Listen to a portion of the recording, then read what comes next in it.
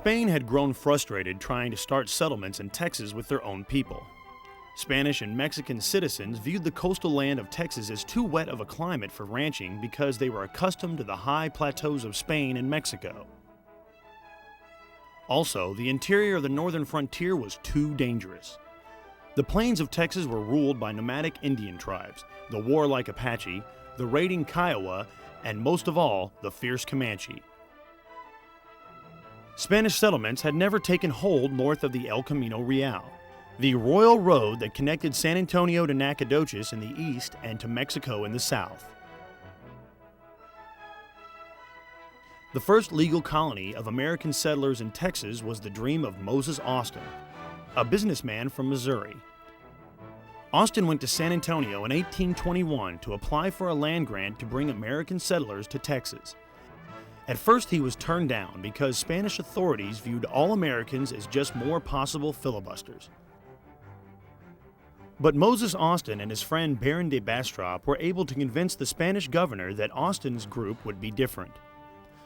They would supply the settlers needed to tame the Texas frontier, and they would help control the Native Americans that raided Spanish land.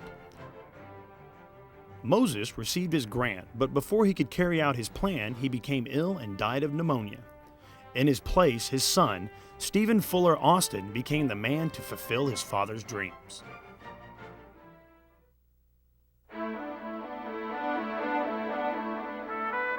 Following his father's death, Stephen Austin came to Texas to persuade the Spanish to transfer the land grant to his name. The agreement was that Austin would bring 300 families from the United States to settle on unclaimed land in Texas. The settlers must agree to become Spanish citizens and live on the land. Also, they must adopt the Spanish state religion, the Roman Catholic faith. Austin chose land between the Brazos and the Colorado rivers. Unlike the Spanish ranchers, the Anglo-Americans, or English-speaking Americans, saw the wet climate as excellent for farming and ranching. While surveying the area, Austin wrote in his journal on September 19, 1821, "The land is prairies of the richest kind of rich sand land, intersected by branches and creeks of excellent water, heavily timbered, beautifully rolling." The original colony was laid out about 20 miles inland from the coast, away from the mosquito swamps and salt marshes. The central settlement of Austin's colony was San Felipe de Austin, located on the east bank of the Brazos River. Austin quickly wrote the Spanish governor asking for the coastal land for the purpose of building a seaport. He also described his plan for settlement. Each settler was to receive land according to the size of his family. The head of the household would be granted 640 acres, or one section. For his wife, one half section, or 320 acres. Each child, 160 acres. And for each slave a settler owned, 80 acres. In the United States, a large demand for land had forced the government to limit the amount of land a settler could have to 80 acres.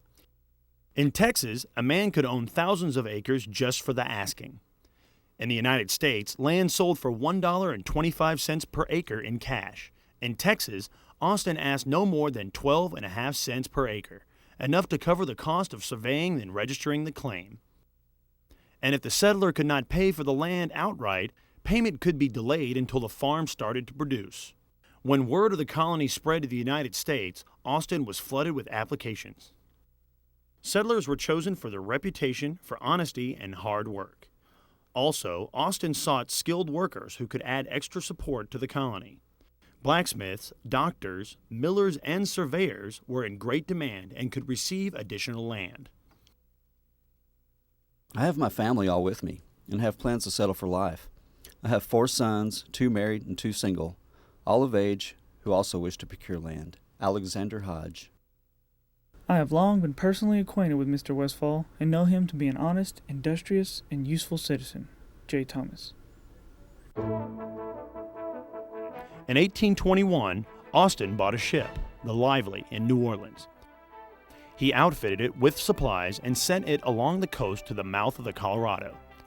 Austin himself joined a group of settlers traveling overland along the El Camino Real to Nacogdoches. On the last day of 1821, a small group of settlers reached the east shore of the Brazos River.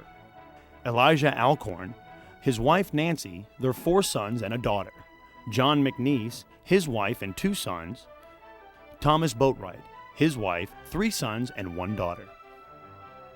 The river was fairly narrow, but the channel was deep, and while they were discussing ways to cross, they were hailed from the western side of the river by another group: Andrew Robinson, the Kuykendall family, and Daniel Gilliland. Robinson had arrived a few days before, set up a crude raft ferry across the river, and waited for other settlers to come. These few families made up the first of Austin's original 300 settlers, the Old 300.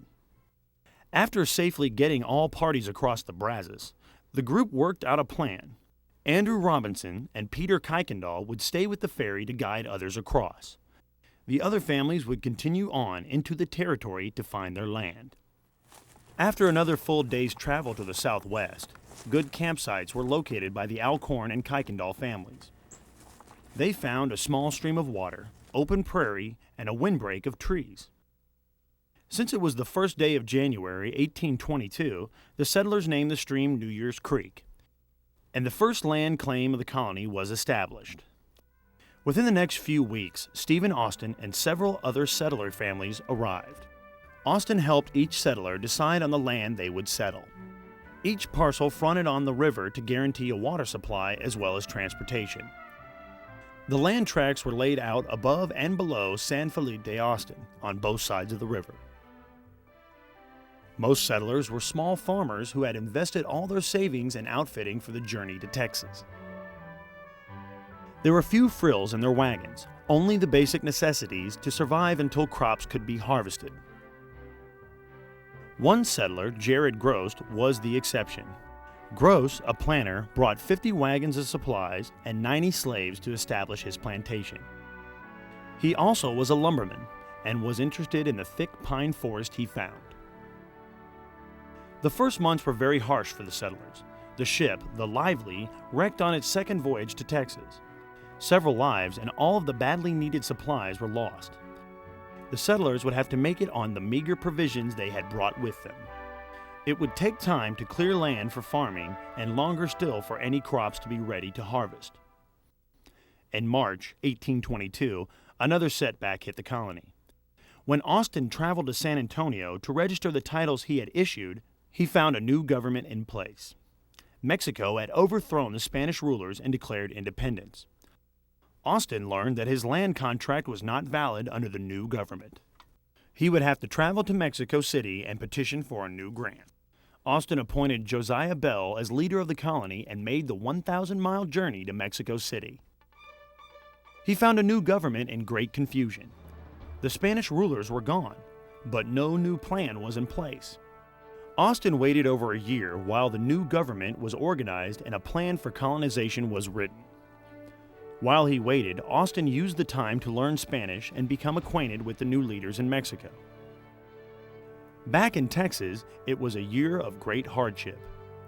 No rain came for the settlers' first crops.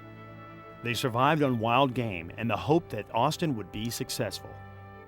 The Karankawa along the coast and the Tonkawas in central Texas raided the colony and stole livestock. Some settlers quarreled over boundary lines. A few settlers, afraid that Austin would not receive another grant, gave up and returned to the United States. Most, however, stuck it out. In 1823, Austin received a new grant and returned to his colony. The reward for not giving up was a more generous contract than even the Spanish had offered. Each settler family would receive 4,428 acres for ranching and an additional 177 acres for farming, regardless of the number in the family. Single men would receive 1,107 acres and were promised another 3,321 when they married. Several widows with their children received the full grant of 4,605 acres. By 1825, Austin had fulfilled his first 300 settler contract. There were actually 297 families, but several partnership grants filled the required 300. For his success, Austin received 100,000 acres of his own. With this new land, he started other colonies. The settlement of San Felipe de Austin had the makings of a true town by the mid-1820s. Seth Ingram laid out the town site around Austin's cabin, about 1/2 mile east of the river. Jonathan Payton and his wife ran a tavern, and Cooper and Cheeves opened a saloon and billiard hall. A Mr. Dinsmore and Walter White each operated general stores side by side, and the Whiteside Hotel stood next door. Godwin Cotton published a newspaper, The Cotton Plant. The editor of the paper was Judge R.M. Williamson. Noah Smithwick set up the first blacksmith shop in 1827, which was the mark of a successful town. No community could long exist without a blacksmith to shoe the horses and repair the farming tools and weapons.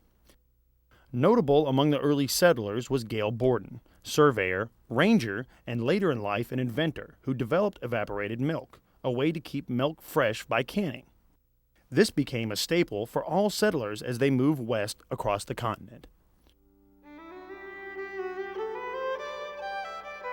The family names of these original settlers are still found in the towns and farms between the Brazos and the Colorado.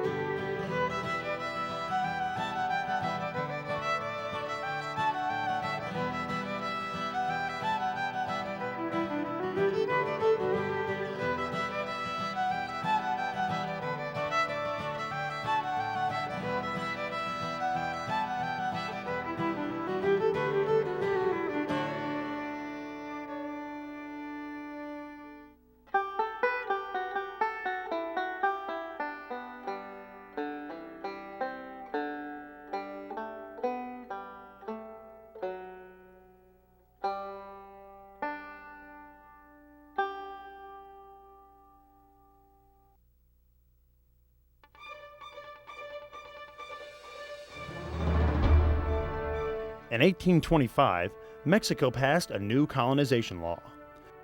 Because of the success of Austin's first colony, Mexico opened Texas to other impresario grants. Settlers would receive 4,428 acres of land for the price of $30. They would be exempt from paying taxes for 10 years. Single settlers who married Mexican citizens would receive an additional 1,107 acres. And unlike the Spanish contract, settlers were not required to be Catholic. Instead, the law required only that the settlers be Christian. Roman Catholic would still be the official religion, but the Protestant faith of the settlers would be tolerated.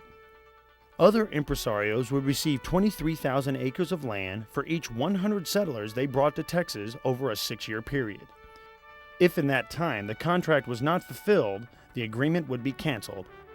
Over the next several years, 25 contracts were issued. These new impresarios were limited in the number of Americans they could bring.